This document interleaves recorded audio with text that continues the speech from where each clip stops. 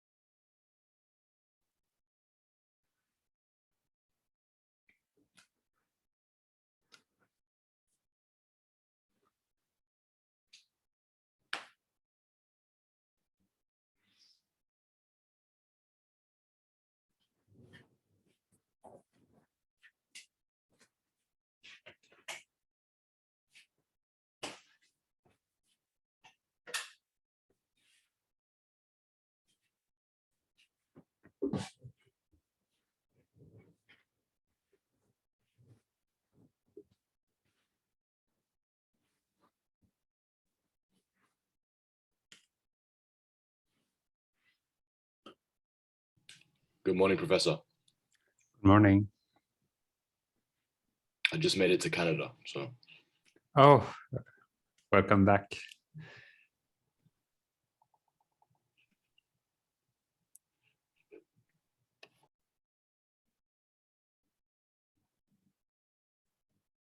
Sir, Yeah, when are your office hours?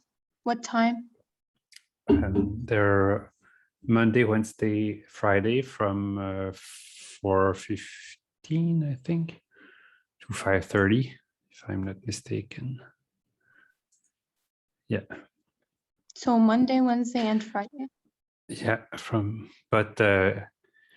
so that's in theory. In practice, it's when I'm done with the class, I have 5-6 students who ask me questions until for half an hour, maybe.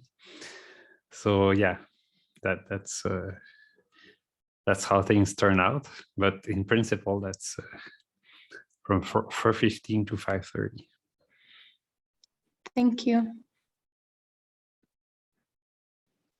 Okay, so let's start. I'm going to share my screen.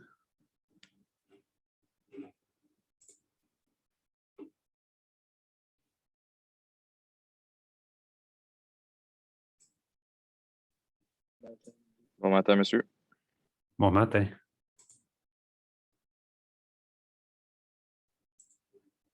All right, so I want to correct something I said last time that was bad. So actually, yeah, this is all right.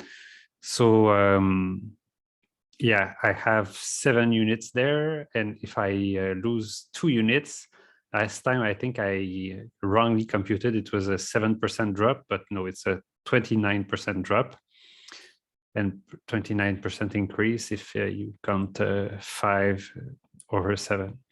So yeah, that's anyways, that's usually you would just do a very, very small change. So it so the number doesn't really matter, but still I wanted to make it perfectly accurate. So that's how things are.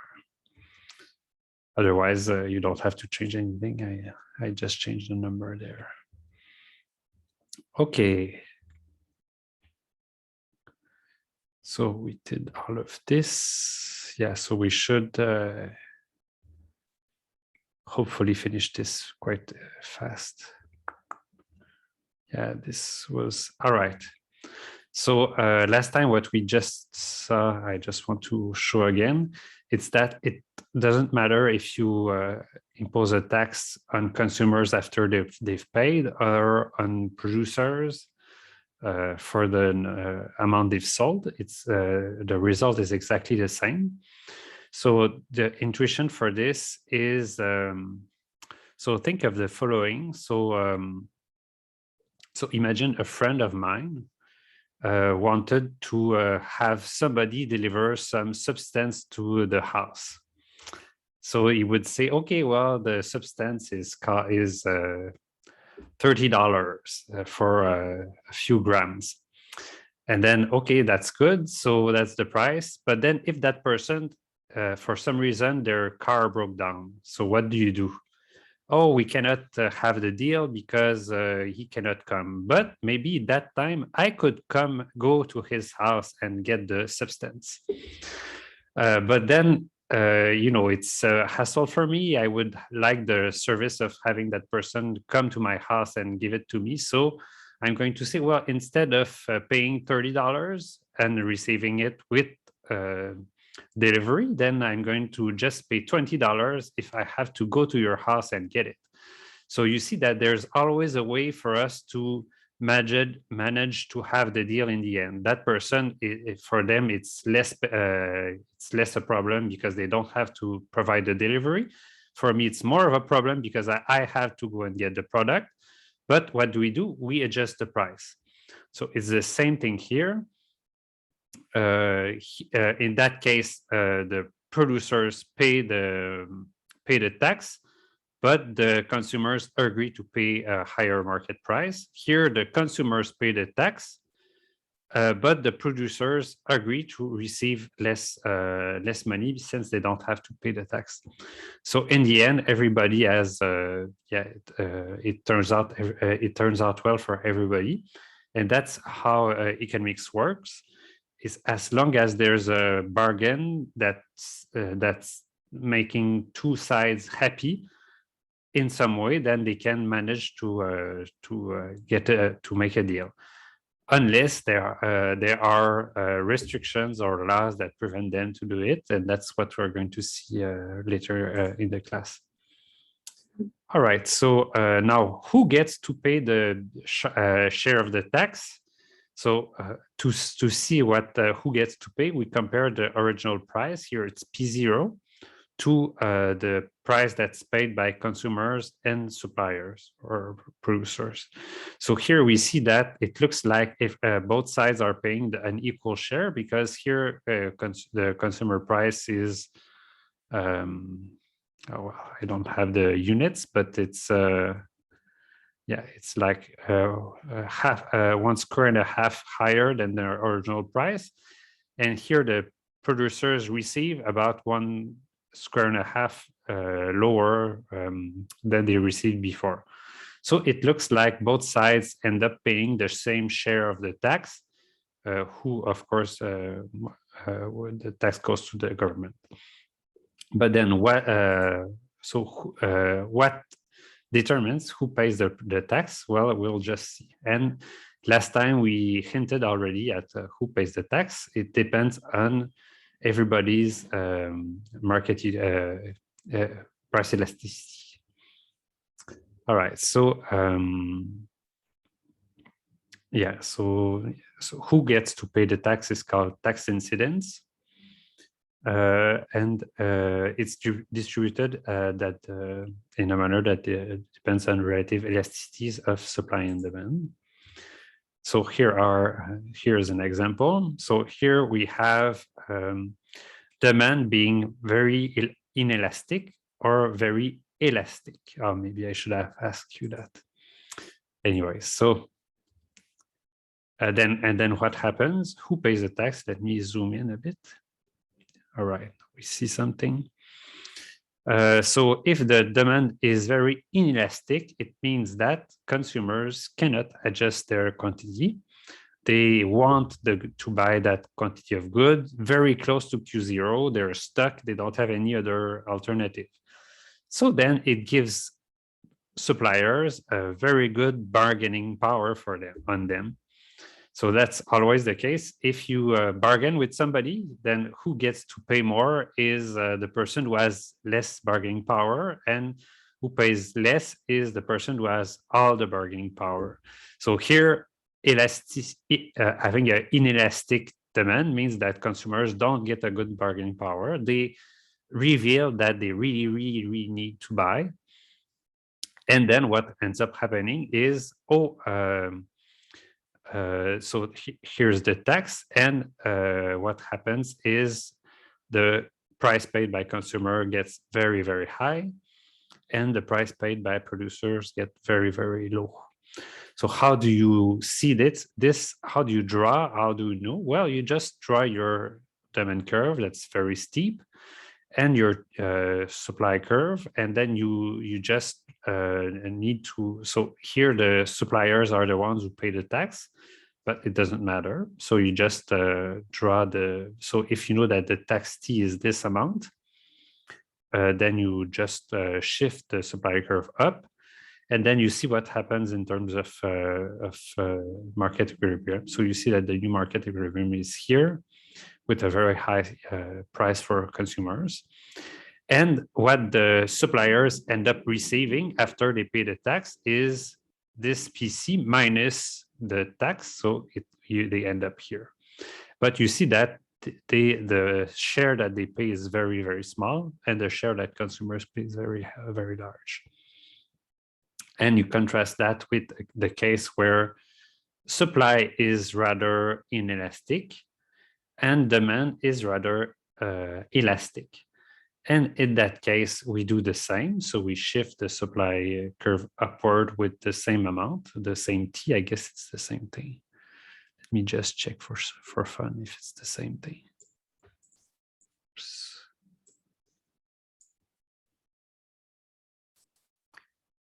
Yeah, it's exactly the same height, and yet what we see is now, since the supply is inelastic and demand is elastic, what the consumers are essentially saying here is, well, we don't really mind about not buying that product. We have alternatives. It doesn't ruin our lives. Whereas for the suppliers, they don't have any alternative other than selling about this quantity. End result, well, now the price paid by consumer is almost the same as before, so they end up paying a very small share of the tax, whereas the producers they lose most of their profit or their market their revenue, I would say. So is that clear? Yes. All right. So here, yeah, go ahead. In this case, the supplier they have to lower their price, or what happened with the taxes? Yeah, exactly. So the market price is higher because the market price is what the consumers pay, and so you see it's still higher than before. But then the suppliers, after receiving this higher market price, they have to pay this tax there. So the real money that they take home as revenue for the firm is much, much lower than it was before.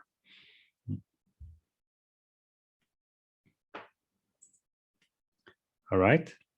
So here doesn't look like you're going to need to compute anything, but if you do,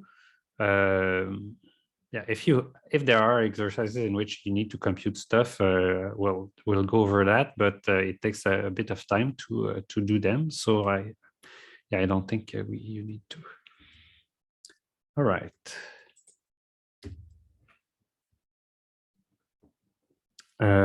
Other types of elasticities, income elasticity of demand. So here what was price elasticity is the reaction of quantity demanded or quantity supplied when the price changes. Here it's the change in quantity demanded when consumer income changes. So consumer income is your revenue, what you make on the job market.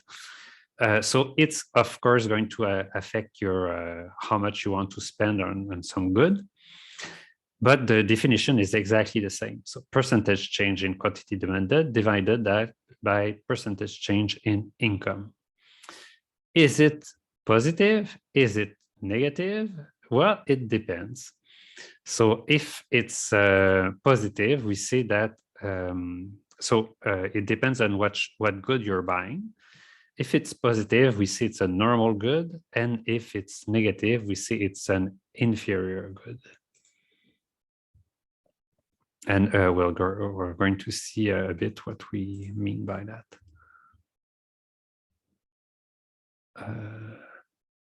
Yeah, and I should add things right away. So oh yeah.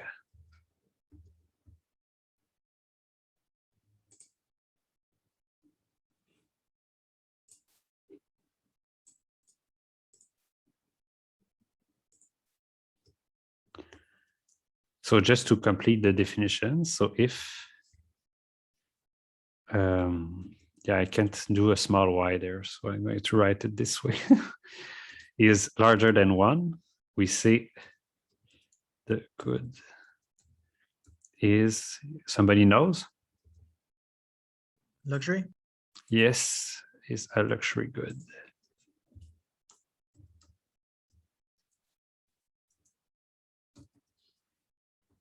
And if it's between 0 and 1, what do we say? Yeah, it's a normal good. Normal good. Yeah, normal good is larger than 0, but here it's larger than 0 and smaller than 1.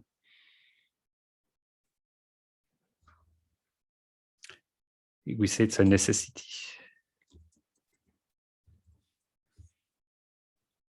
So this is, yeah, we're going to talk a bit about them later on. All right. So it's just to have the all definitions with numbers there, all in one. Doesn't it seem kind of that the necessity and luxury kind of close by, like almost too close? With, like, Luxury the- is larger than one. Necessity is smaller than one. Yeah, but if they're both at like the brink of like necessity, doesn't it seem a little close to be a necessity close to luxury? Not sure. So you're saying if both Yes, have like a elasticity close luxury- to one? Yeah, luxury is just greater than one. Mm. So if you have like 1.5 or like 1.1, then it's a luxury. But if you have necessity and you just have like 0.9, Yeah. doesn't that seem kind of close between, or is that just normal? Also, you don't like my threshold, so you don't like the cutting point. Or so we need some cutting point. So we need some number that defines good. So I'm going to say a bit more what we mean by these. So normal good is most goods that we know about. Inferior good is yeah. So let me go to the next slide. It's going to yeah, we say more stuff. Okay, so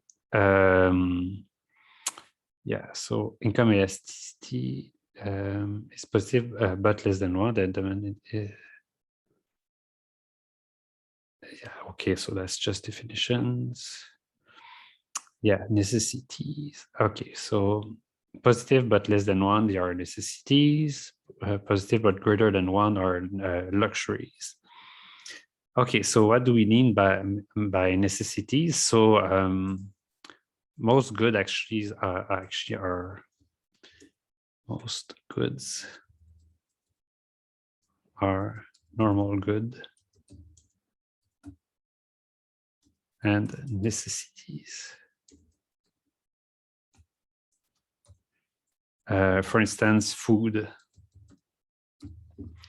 So what do you mean by that? Well, when income rises, so for someone who's middle class, for instance, then they might think, oh, I'm going to spend a bit more on food, but are they going to, if my income double, will I spend double the amount of money I was spending on food? Well, at some point, yeah, maybe I'm going to start buying super luxury good, luxury food, but maybe not. Mostly, I'm going to start buying stuff that I wouldn't buy otherwise. So food is, yeah, it's mostly that. Luxuries are like, yeah, anything that we like.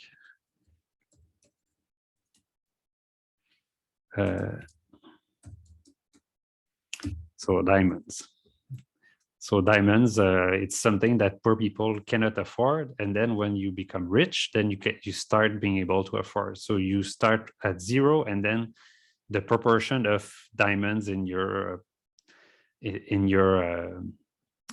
the amount of things you spend on, then it becomes it starts at zero, and then it becomes positive, and then it increases and increases and increases. And if you're I don't know, a rich prince in Saudi Arabia, then you can have an old car covered with diamonds if you like. So that's what we mean by luxuries. Sir, Yeah. the two first points say that like it's inelastic or elastic, but it has to be positive. What about if it's negative? What can we say about the elasticity?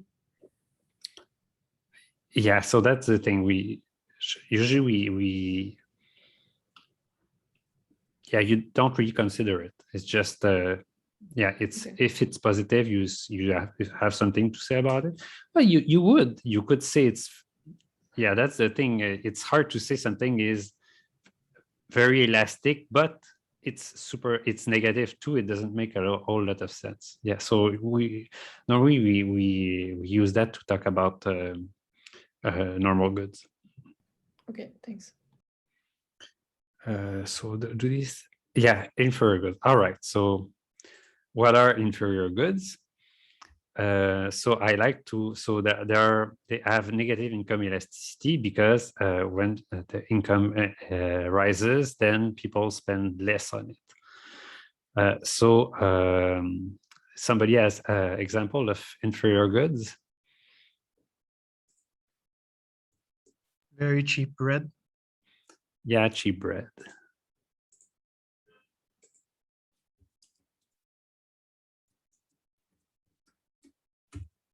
What else? Like the local, not the local, but the in-house brands in the large like supermarket chains, like Compliment, Present, and all that. Yeah. Let me add some other ramen noodles. Craft dinner. Self-service laundry.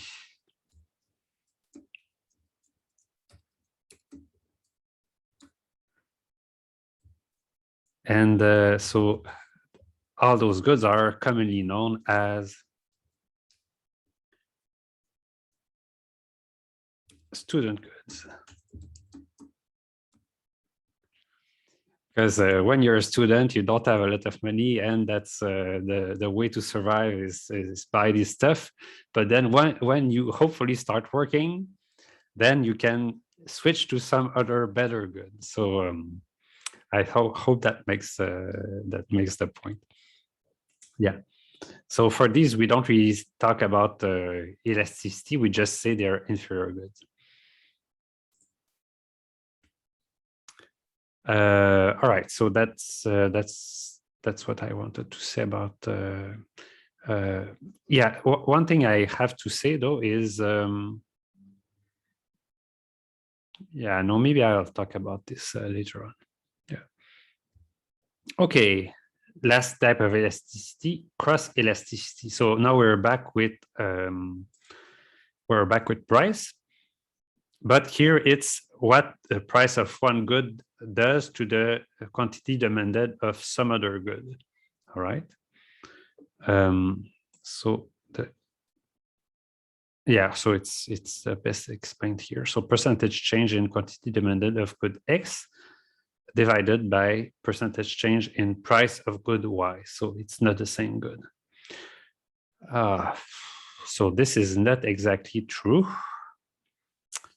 So this is wrong and wrong. All right. So then X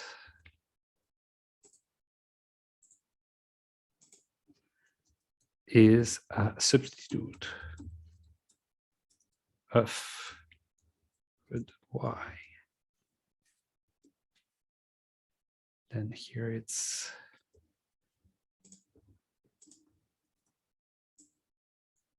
X is a complement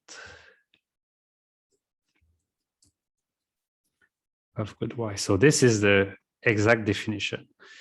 So I understand why they wrote it this way. X and Y are substitute because it's often the case that if one is substitute for the other, then the other is substitute for the one, and vice versa for complements.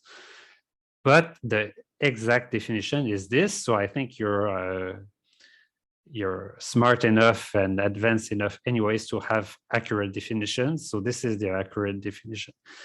So probably when they ask the question, then you can know that the right answer is okay.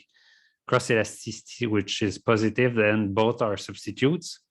But know that this is when you have more advanced classes in the microeconomics. This is the true definition. So somebody has an example of substitutes.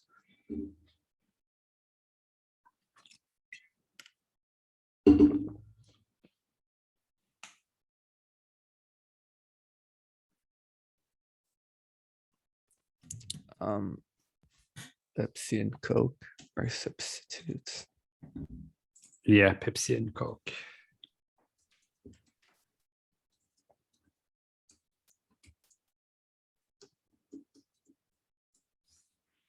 So normally, if the price of Pepsi increases, then people are going to say, well, I have very good substitute in Coca-Cola, so I'm just going to buy more of Coca-Cola. So the rise in price of Pepsi makes the demand for Coca-Cola increase, or rather the rise in price of Pepsi makes the demand for Coca-Cola rise. And you can very much imagine that the reverse will be true. So if the Coca-Cola's price rises, then Pepsi's demand should increase.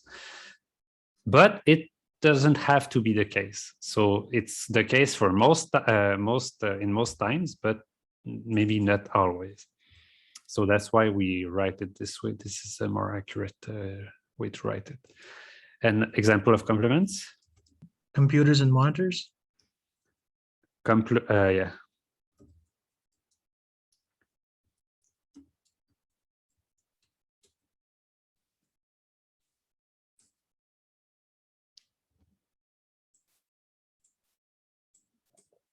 Yeah, exactly.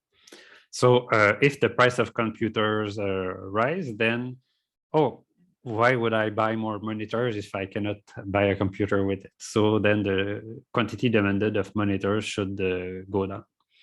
So yeah, exactly. That's a very good Sure. point. Yeah. Do you have an example of something that would be a substitute of the other, but not the vice versa? No. Okay. So an example would be, so I can give you some utility function in which that would be the case. So I can give you a lot of math examples where I define preferences and I show that one is substitute of the other, but the other doesn't really respond to the price of the first one. But in real life, you could imagine something like if the price of gas increases, so how are tourists, so are you going to want to go to vacation in Gaspésie, for instance? Well, if the price of gas increases, then okay, traveling is more expensive, so I should not go to Gaspésie. But then if the price of going to Gaspésie increases, are you going to spend more or less on gas? So you see that the two are, so you spend so much you do so much other things with your car that the price of gas, the vacations in Gaspésie maybe will not impact your use of your car from a day-to-day basis. But it's I don't have numbers on that. That's just some example I'm making up right now. So maybe it's the case, maybe not. Who knows? It's fine. Thanks. All right. So I think it's mostly finished. Yeah. Yeah. So these are just definitions. So change the price of good Y causes the demand of curve with X to shift. So that's the exact definition. Yeah. Yeah, so you can draw these curves and all right, so we're done with chapter 3. Is that chapter 3 or 4? 4. Okay. Yeah, so we're starting chapter 5 now.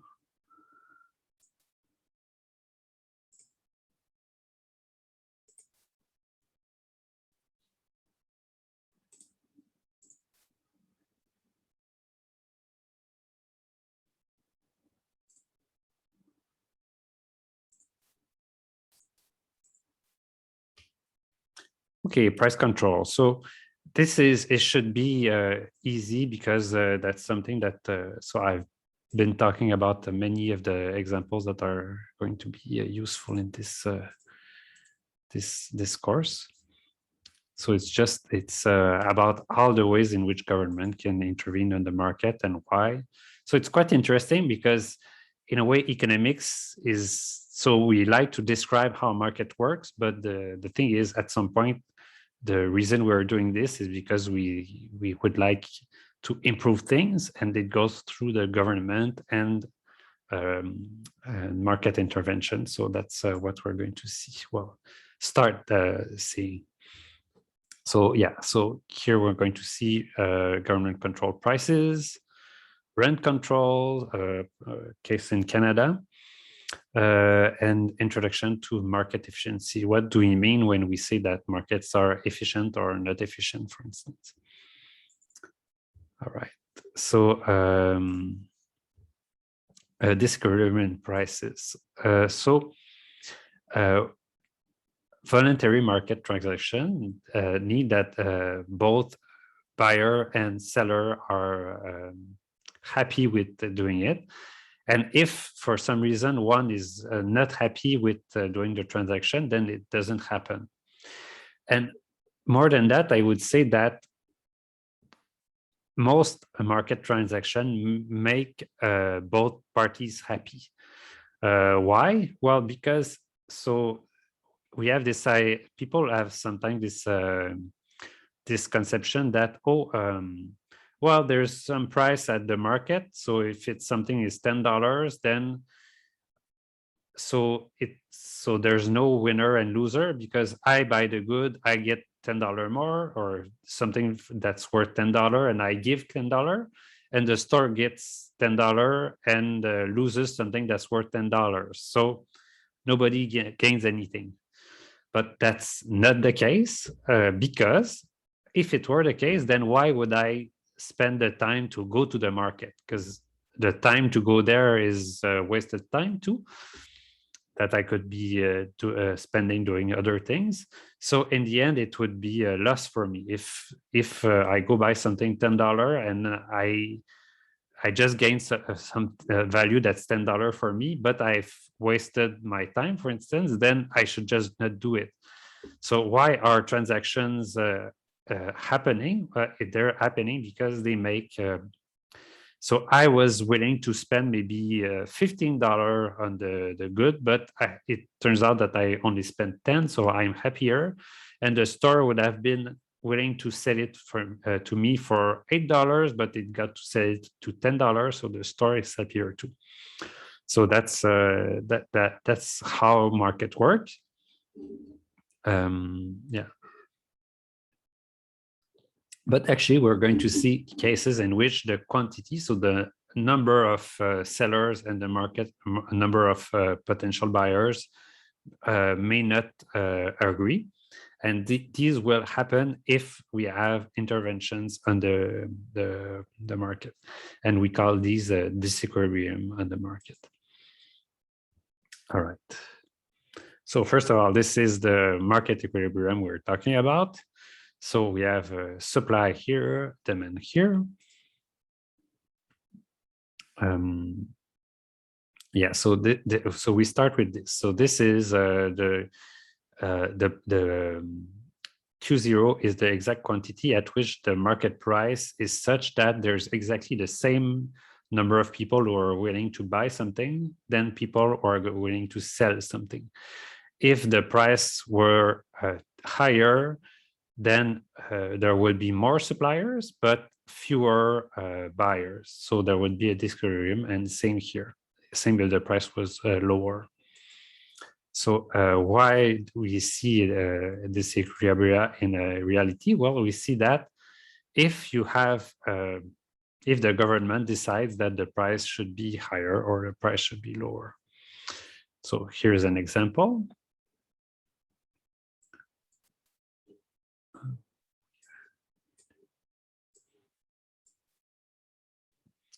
All right, so here is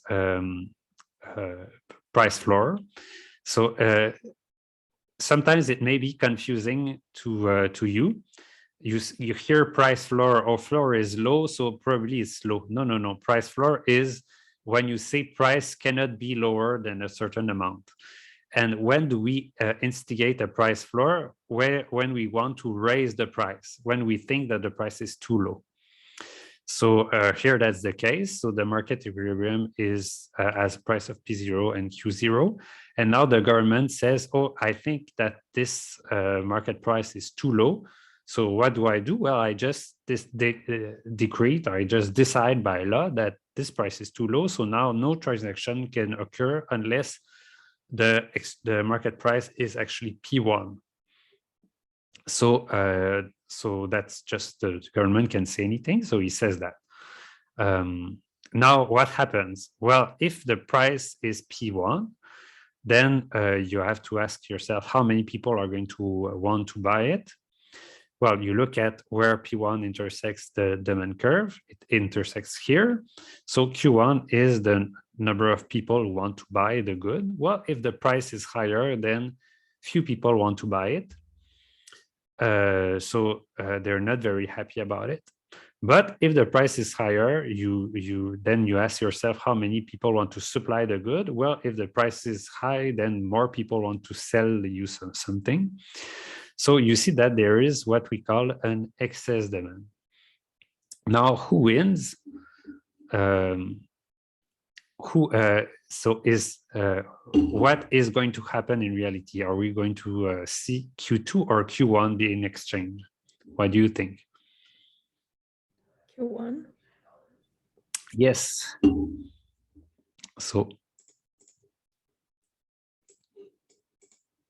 it's, oh, let me, yeah, not use this, not the best. Yeah, so the actual quantity. Oh, it's written there. Yeah, the actual quantity is Q1. Yeah.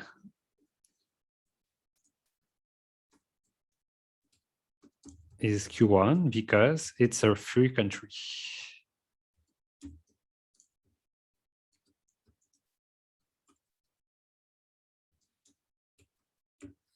We can't force anybody to sell something if they don't want to, or to buy something if we don't want to.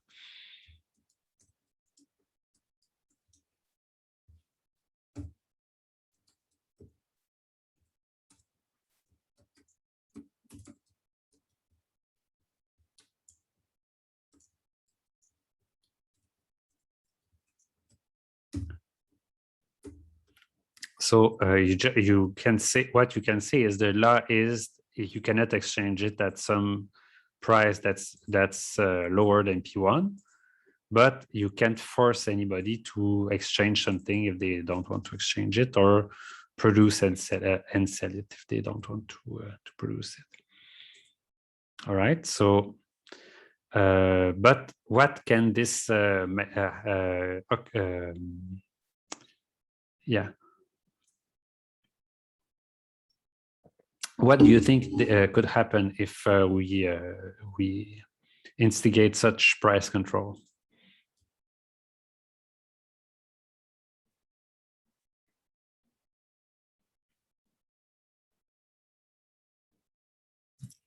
Well, if the price just rises that much suddenly, less people will be able or willing to buy it at that price. So the demand would lower. Yes, exactly. But what I'm saying is the law going to be respected or not? Excuse me, what was the initial question? Oh, it's just so yeah, okay. I'm just going to say what I was going for. So here the government says the price cannot be lower than P1, but the thing is, what you see here is that at price of P0, then there was a certain number of extra buyers would have been willing to pay a lower price, and a certain number of suppliers would have been ready to accept this lower price there. So it means that you have on both sides people who will be willing to break the law in some way. So that's the hard thing about trying to create legislation on the market, is if you get people who are willing to exchange something, even if you say it's forbidden to do so, then sometimes it may be difficult to make it be respected, or people can find ways around it. So that's what I was going for. And so one of the most famous price control, price floor is the minimum wage. So a minimum wage is an example of a price floor, because what we're saying is, so who is supplying things on the labor market? So is it firms that create jobs, or workers that give their work effort?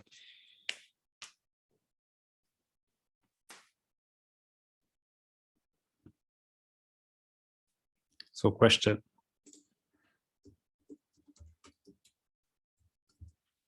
Who is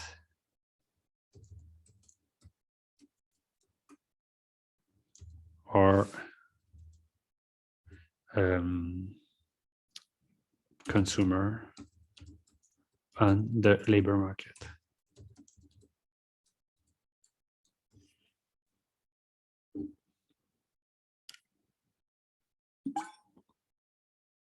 Isn't like, aren't the people who work there like basically the consumers, like the ones on who depends the wage?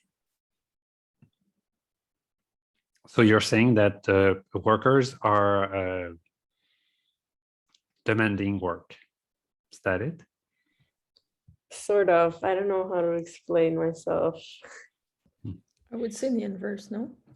Yeah, so that's the thing that so in common terms, people say, oh yeah, of course, if I go in the job market, I demand a job and the firm supplies me this job. But well, no, they won't supply it most of the time. yeah, so economists say, no, it's the reverse. As a worker, I'm selling my work effort, and the firm is buying this work effort. And how do you know who's selling and who's buying? Well, who received the money in the end? So the good or the service here is my work, and who's paying? Well, I'm not paying to work. So my employer is paying me to work. So the employer is buying the workforce. So supplier, so producer is the worker, and demand is the firms. Yeah.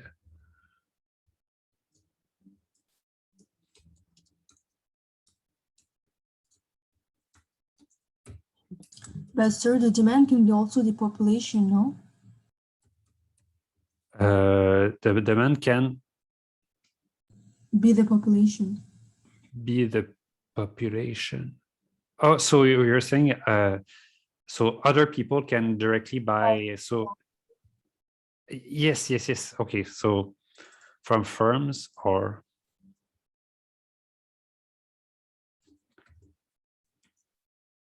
private individuals.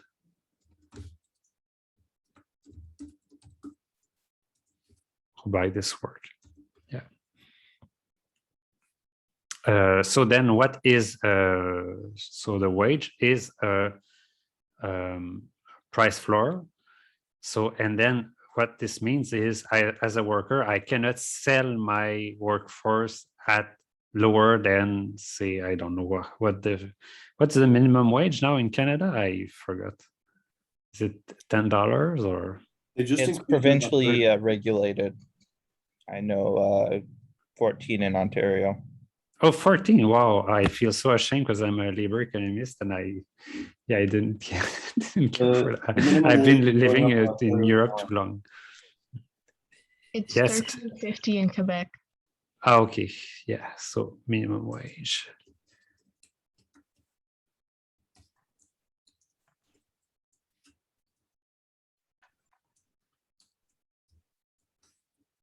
All right.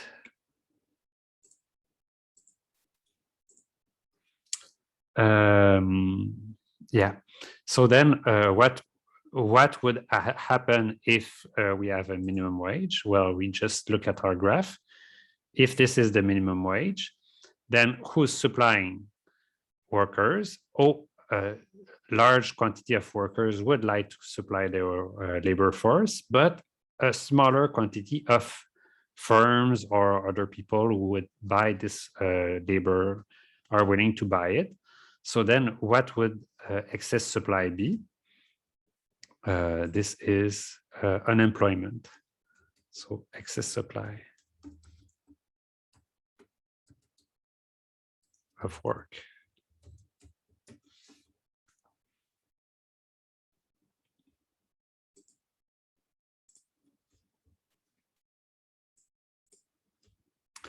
So everybody's, well, not everybody, but many people are worse off there. So because firm owners, they have to pay more and for something that's more expensive, so they can hire fewer people. And plus there are a number of workers who would have been willing. So the equilibrium would be Q1, but between Q1 and Q0, these are people who would be willing to exchange their labor for wage, but they cannot find a job. So these workers are worse off, and of course the firms are worse off because they pay more and they have fewer workers. So the workers who are better off are the ones who still have their job and who are paid more. So these people are very happy. So what we say is the insiders. So people who have secure jobs, they are very happy because they get paid more. But then outsiders, people who would be willing to enter the job market, but they don't have good skills, so they cannot find a job. So these people are worse off because they cannot work. All right. So this is the simple. This is the simple story. Yeah. Can you go back to the slide with the graph? Yeah. At the end, it says there is excess supply equal to Q1, Q2. Shouldn't it be Q2 minus Q1? Oh, yeah, you're totally right. Or is that like a norm of? Like No, how they I write it? doesn't. That's Okay. yeah. Thanks for pointing that out. And Professor, Yeah. I have a question, or well, I don't understand why in the quantity you mix like the people or employers or employees, sorry, and the employers, like the people who hire them. Oh, it's just that. I don't understand. Okay, it's just that. So people who demand work or demand labor, I would say. It can be so. It can be, I don't know, McDonald's, or it can be, in my case, Concordia, or it can be if I'm somebody who gives a service to individuals, then it can be, it can be. So if I hire somebody at my house to clean for me, then in that case, I'm the employer. So it's anybody who demands work. Okay. That makes Thank you. sense? Yeah. Yeah, better. All right. Now I want to, so just finish. Yeah, so some workers gain because they keep their jobs and earn a higher wage. Others lose because they lose their job and so they lose their wage. So that's the simple story. Now, is it true? What do you think? So are economists heartless people who just think we should let the workers have low wage and that's it?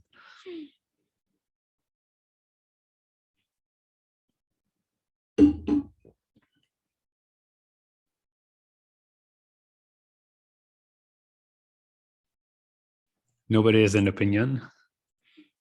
If the wage goes up and there's employment. Unemployment, yeah. Do you think that minimum wage causes unemployment? Or do you think it's a bad thing? It depends at which rate the wage is. If it goes just to up, it's bad, but if not, it's just at the regular rate and the company can still pay their workers, it's good. I don't think it have an effect. So that's exactly right. Yeah, I think, Yeah. and I was gonna say too that I think it depends on the place that's hiring, like For the the positive level or of cost, negative yeah. impact. Yeah, so I'm going to again put more advanced stuff. So yeah, so this is a simple static model, just supply demand. We say it's partial equilibrium, but in real life, there's what we yeah, okay, I don't want to go into too much detail, but so let me just say that. So it takes time to look for a job and to look for workers. So so there is some so what we see is once I find a job and the firm finds an employee, so there's some rent there, and the way it's shared depends on bargaining power. And that's what you see if you take PhD in labor economics. Then you see these more advanced models with what we call search model, and then in that case, yeah, it would be the case that you could have a minimum wage that would just raise bargaining powers of workers without necessarily affecting so much unemployment. Now, concretely, economists have been trying to answer this question a lot. So does raising the minimum wage increase unemployment or not? The best we have seen so far is the answer is no. So I think there was, so yeah, it's in New Jersey. And so I think in New Jersey, there was a big hike in minimum wage. And some economists named David Card, who's a very famous labor economist, compared the unemployment rate in New Jersey and the neighboring state, and looked if there was some, so before and after, if there had an effect, if the state where the minimum wage was increased saw an increase in unemployment too, and they couldn't find anything. So the conclusion is around this equilibrium price, raising the minimum wage doesn't have such a big impact as far as we can see, because the minimum wage is not that high. But if the minimum wage were, say, $100 an hour, then yes, of course. So Concordia would say, oh, I'm not interested in hiring professors anymore because it's too expensive. So all the classes would be taught by computers. So if the minimum wage was very, very high, then you would see unemployment, that's for sure. But as far as we can tell, at current levels, then we cannot really measure an impact on unemployment. So that's going Can really... that relate with like the elasticity of the market?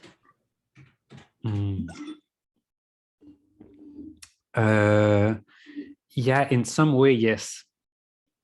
It's so if I'm McDonald's and I need one person at the counter, one person who flips the burger behind, and then the minimum wage goes from $10 to $12. Well, tough luck, I don't have any choice but to still hire that person at the counter and the person that who cooks the hamburgers. But in the long run, if I think that the minimum wage is going to be $25 an hour forever, then what do I think? Well, maybe I'm going to go bankrupt if I continue and have to pay the people so high. So what I'm going to try and do is, I don't know, maybe buy a very expensive machine that's going to do all the work by itself, and so I don't have to have any employee. So in the long run, as we've seen, so the supply and the demand are more elastic, so there are ways around it. But in the short run, you're absolutely right. If the minimum wage is raised by $1, well, I don't have any choice. I need my employees, so I'm going to still hire people. All right. yeah, so some more things about price ceiling. So free market price ceiling is a max. Oh yeah, so that's the opposite. So that was price floor, and now we see price ceiling. So price ceiling is the opposite of price floor. So it's when I say that the price cannot be higher than some amount. So who's happy with the price ceiling? The consumers. The ones that hire people, like. Yes, consumers. Uh-huh.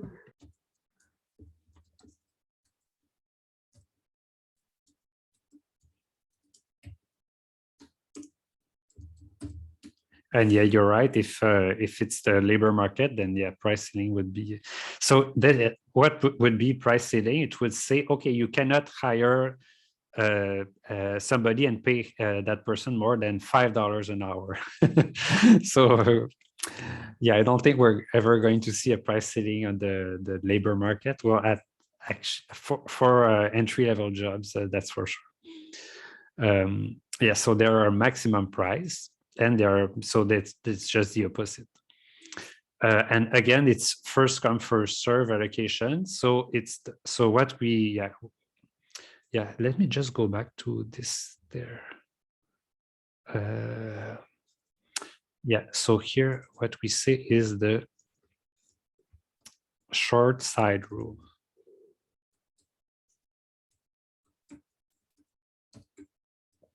So whoever wants to buy or sell the smaller quantity is the one who dictates the actual quantity.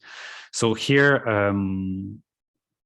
yes, so here if the price is P1, so the one who wants to buy or sell the smallest is the consumers. So they are the one who dictate what is going to be the equilibrium price, or the disequilibrium price in that case. So for price setting, it's the opposite. So here price setting would be this. So the equilibrium price is P0, and then so the equilibrium quantity is Q0. And the government says, okay, now this is too high, so I'm having a price ceiling. So then the price cannot be higher than P1. Which is lower than P0. So yeah, so in that case, who wants to buy more? Consumers would want to buy much more because the price is low, but suppliers, they say, oh, I cannot make a profit, so actually I want to reduce my quantity to Q2. Who has the short side? It's the suppliers, so they are the one who dictate what will be the actual quantity exchange, and it's going to be Q2. All right. And here what they are saying is that, so it invites black market. How come? Well, because if the price is super low, what can people do? Well, they could just rush and try to buy everything.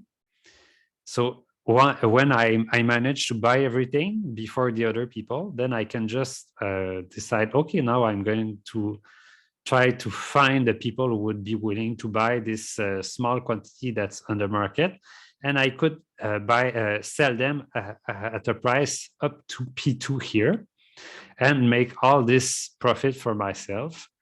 So that's scalpers do that, for instance. If there's it's a bit different. So in the concerts, the tickets if the ticket for a concert the price is too low, meaning there's a big queue of people who want to buy the next Celine Dion concert, for instance, then a scalper can just go and buy all the tickets right away, and then they can just wait for some desperate music fan who really likes Celine Dion and say, oh, by the way, the price is not $50 per ticket, is $150 for ticket.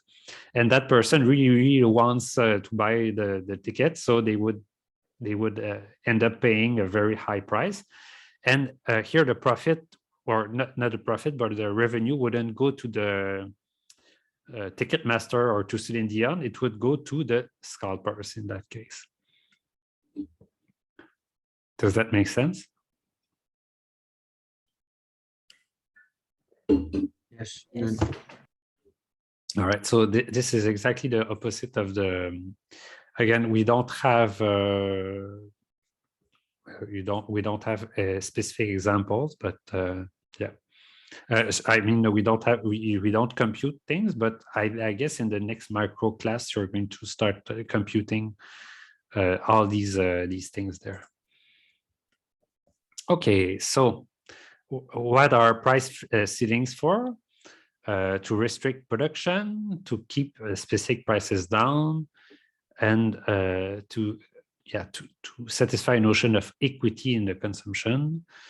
Because we say that, so this would be, for instance, if I don't know, if there's a snowstorm outside, and then I have 5 shovels to sell, and there are 100 people who want to buy it. So I would say, okay, now my shovels, normally they would go for $5 a piece, but I see that there are 100 people among you want to buy it.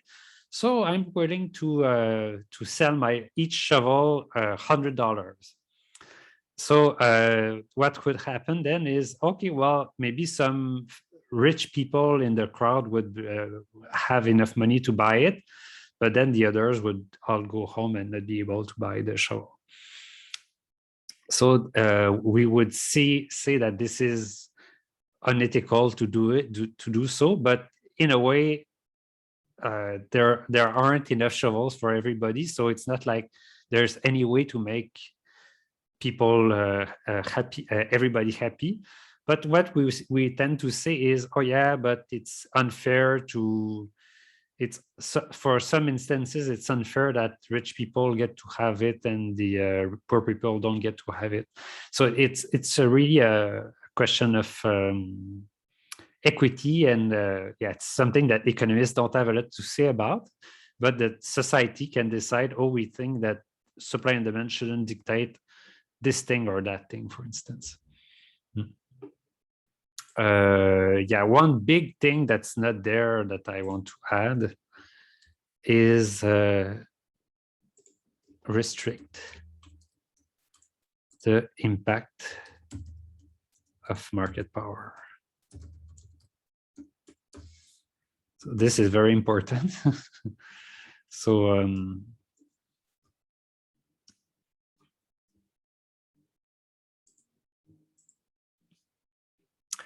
what do I mean by this? Well, here we are seeing everything in perfect competition. So in perfect competition, there are no monopolies. So all the ones who are buying or selling are buying or selling the maximum amount that they can do. But what we're going to see is so maybe somebody knows what a monopoly would do. If there's a monopoly and some good, what do they tend to do? They control the price. Yes, a monopoly raises the price, and so they pocket the extra revenue from their sales, and what we see is they make a pure profit. So in that case, then price ceiling would be exactly the way to deal with it. So we would say, oh, you monopoly, you want to sell something at $20 because it restricts the demand, and it increases your profit. Well, we think it's inefficient, so we're going to say that you cannot do that. You have to sell it at $10 or $15. So then the monopoly would say, okay, well, if there's no way for me to restrict the quantity sold, so to hike the price, I'm just going to increase the quantity sold. And in that case, that's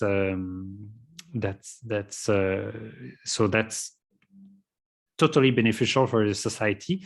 Economists say it's totally justified to do that. And yeah, one example in Canada is drug prices, for instance, because drug companies like Pfizer or Moderna or Johnson & Johnson, or all the big drug companies, they have a drug, they have a patent, and they usually decide, oh, it's going to cost that amount to people who want to buy it. But thing is, so normally a pill to once they have developed it, so developing a new drug is expensive, but once they have it, making a pill costs 1 cent per pill. So if they sell it to $50 per pill, then there's a very, very big a profit margin on that. And yes, the Canadian government often says, no, that's too high. You have to reduce that. So for drug prices, in Canada, it's called, I think, it's, patented medicine prices.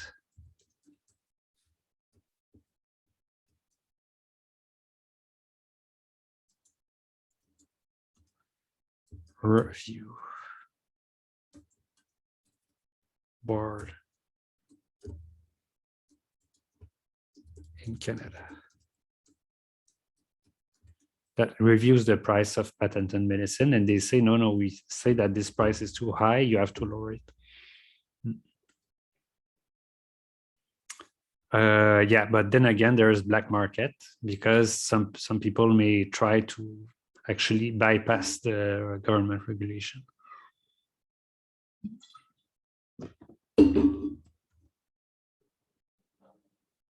So this, just a comment on this that I've already said. So if we think it is unfair that only rich people get access to a specific good, so this again, that's society's choice. If we say, oh, it's unfair that, so so somebody has an example of this. Sometimes we feel it's unfair that rich people get access to some good in particular. Shoes. Shoes? No, I think rich people get designer stuff like Yeezys and stuff, because they use drops. Also, so you think that I should be able to buy designer shoes just as a rich actor can? Yeah, I feel like rich people access to certain like outlets that people with like normal income don't necessarily get access to. Yeah, but do we say that designer shoes must not be more expensive than $30? Yeah, never mind. No, but he has a point. Just basically saying that the shoes are, the type of shoes are designed for the rich. Not. Yeah, exactly. So they're designed for the rich and they're expensive, but that's not something that we say, oh, it's life-changing, so nobody should be, so no shoes should be more than $30. So I'm not saying that. So any other example?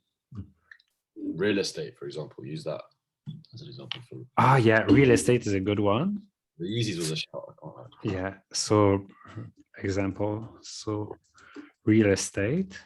Someone wrote in the chat, insulin in the US. Insulin, yeah. So living in Griffintown.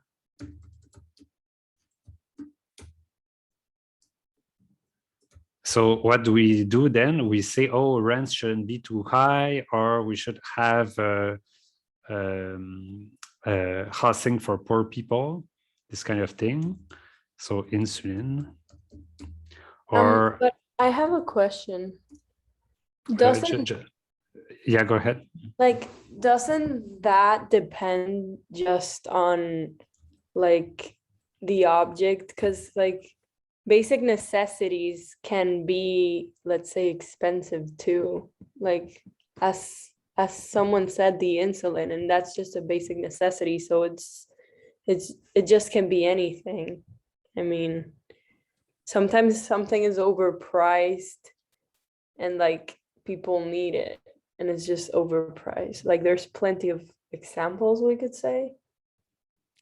Yeah, so what do you really need? That's a big question, but yes, so as a society, so I guess in Canada, we tend to say, oh, it's unfair for somebody who has lived a long time in some neighborhood, and then all of a sudden there's big development everywhere and it costs 3 times more to live there, so they have to move. So, sorry.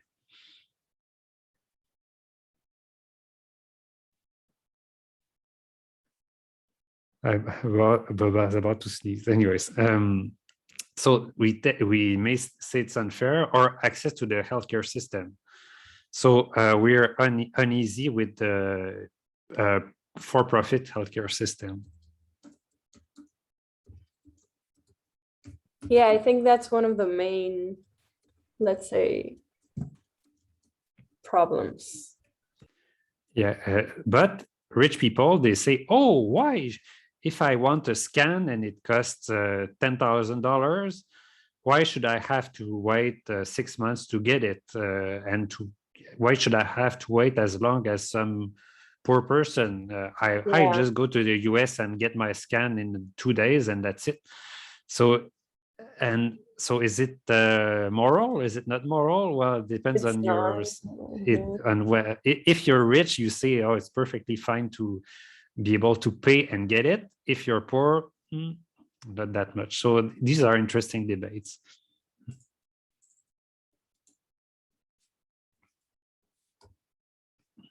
All right.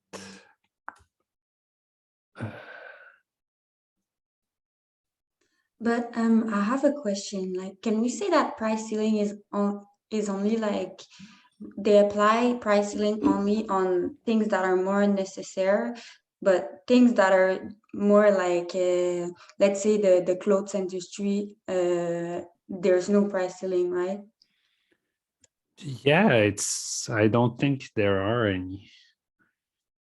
There's no law that says a t-shirt has to be at most $10. It's you can pay whatever you like for a t-shirt. Yes, exactly. It's necessities tend to be regulated more.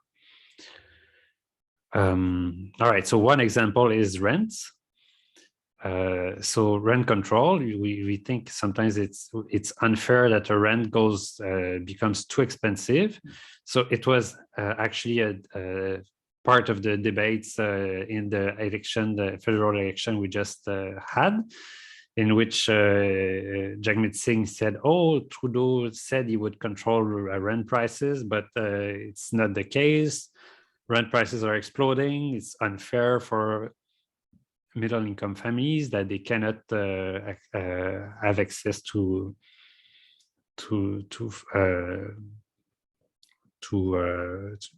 nice housing in the big cities. But what we see is it's difficult to regulate people, because at some point, if rich people want to live somewhere and some people are ready to try and sell them or rent them at a very expensive price, then the government can. So I'm not necessarily blaming the Trudeau government for not having this under control, because it's difficult to curtail economic forces. So you have many different ways in which people can, for instance, alternative allocation schemes. Do you have any idea what people can do if they want to, if they would like to rent something that's more expensive than the market price, or sorry, that more expensive than the price ceiling?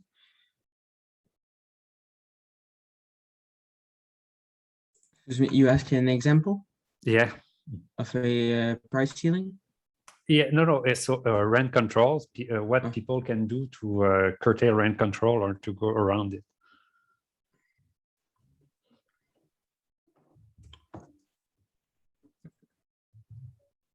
That's actually maybe a huge problem in Europe, but I think it's still a problem in North America too. So if rent is too low, then I convert my apartment to no clue. Apartment as 2P or Airbnb? 1P? Yeah, exactly, Airbnb. So yeah, if the law says you cannot rent at some low price, higher than some low price, and I think I don't like it, well, I'm just going to go around it. Yeah, so apartment is 1P or 2P, I'm not too sure. 1P, okay, all right. Or some other way. So Jack Mitzing has on his website, he had this this expression, reno victing families. So you say, oh, what I'm doing is I'm doing some renovation, and oh, it's better. So it's the cost is twice as high, so you have to leave. So that's some other way to go around. So you cannot instantly rise the rent for some family that's there. But if you can do some renovation and then change the rent at will, then that's how people will do it. So, yeah. Some other unexpected or unforeseen consequences. Yeah, other consequences.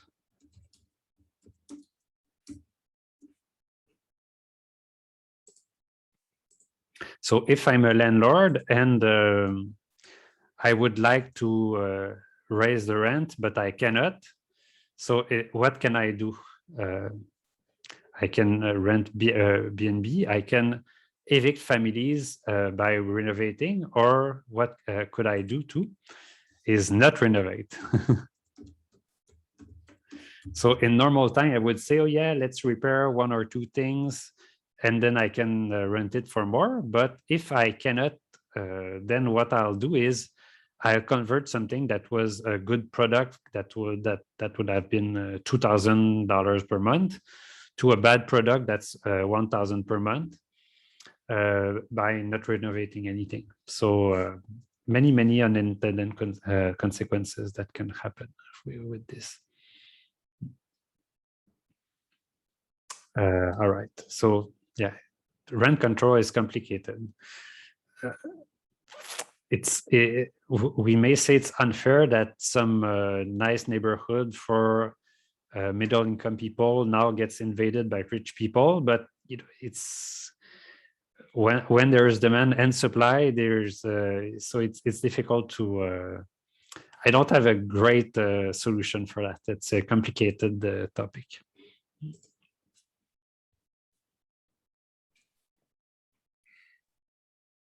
Question about this? No? I have a question.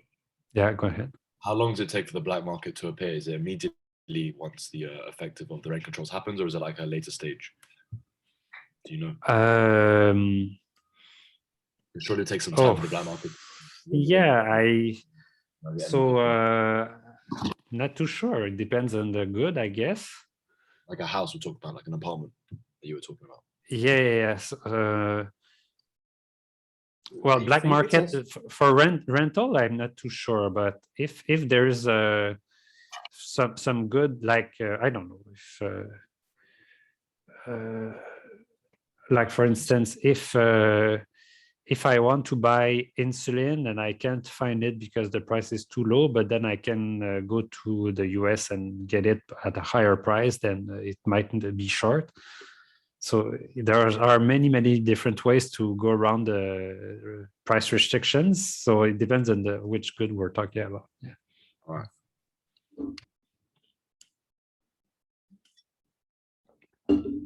Okay.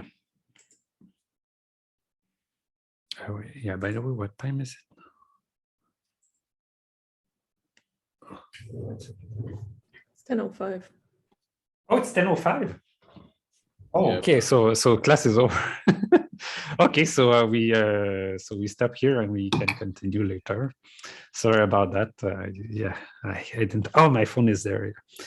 Okay, so yeah, thank you, everyone, and I see you next time. Thank you, sir. Bye. Bye. Thank you, sir. Have a good day. Have a good day. Thank you. Have a good day. I have a question on the rent control case. Yeah. You said like to convert the apartment in Airbnb and renovate victim. Anyways, but this, what is the goal to do that to be able to rent the apartment at a higher price? Yeah, exactly. If there's a law that says you cannot rent on a month-to-month basis your apartment for more than, say, $1,000, so you can say, oh, I'm going to convert my apartment in Airbnb and then rent it at I don't know, $300 per day for tourists. So I'm going to make more money that way. Okay, so it's just ways that they find to hack the system. Yes. So Okay. that's something that we learn painfully as economists or policymakers is, however smart you think your regulation is, no, the people are actually smarter than you, and they always find ways around it. So it's very hard to regulate people. So their black market can appear, or people do all sorts of shenanigans to get around legislations if they don't like it. Thank you.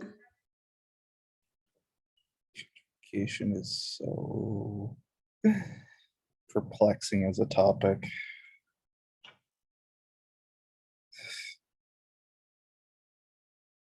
Weird thing is in some cases, it still gives people a quality of life increase.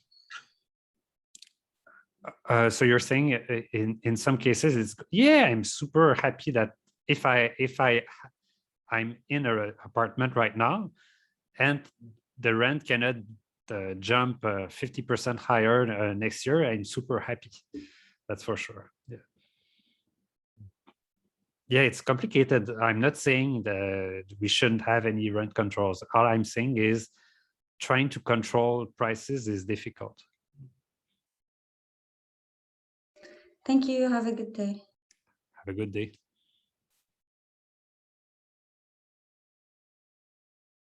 We would have already solved it by now. Yeah. So, and keeping in mind that this is North America. In Europe, it's twice more difficult. So I've lived in Paris for a while. Paris is the whole city is just a museum. You cannot touch anything, you cannot change anything, you cannot build anything new because it's just the way it is, but everybody wants to live there. So that is so ironic, knowing what I've read about the history of Paris. What do you mean? Do you know about Haussmann? Yeah. So yes, cutting through medieval Paris to make what is there right now. Yeah, well, there was, so he made less space for housing back then to make the crowd easier to control, I guess. But so Paris is nice now. What I'm saying is, so the hard thing with Paris is not only you cannot build more stuff, places to live inside the city, but it's also difficult to increase transportation. It would be easier if you had very good transportation to bring people to Paris, so people could live outside the city and go in for work. But oh man, transportation is just it's horrific in Paris. Yeah, so if you go to Paris as a tourist, it's awesome, but to live there it's just really, really difficult.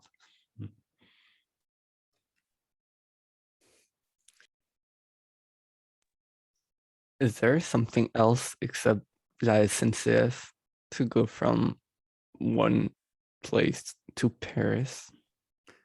Yeah, so la SNCF is they control the RER. So, but you have the metro system that's controlled by the city of Paris, and the buses and the roads. Thing is, yeah, everything is overcrowded. There are too many people on roads. The metros are just so overcrowded and old. So yeah, everybody is super stressed because of that. And I guess the way to, so my advisor is a specialist in urban economics. And yeah, what he would say is you have to imagine better ways to make people move around. Yeah, so try to modernize the metro system in some ways, or even the SNCF. But yeah, it's not easy. Maybe a solution is what we've seen with the pandemic is people work from home and they just don't go there anymore.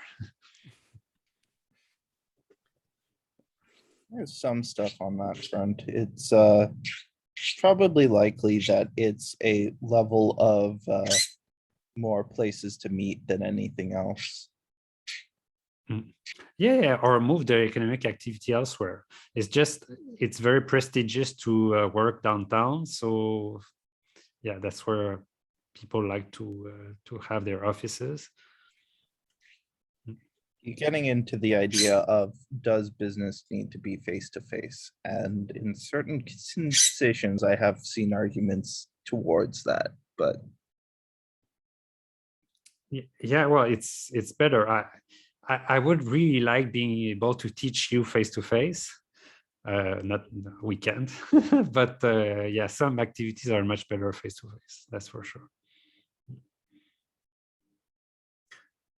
All right, so I'll end the chat right now. So have a nice weekend, everybody, and I see you next week. Thank you, Professor. Yeah, last question.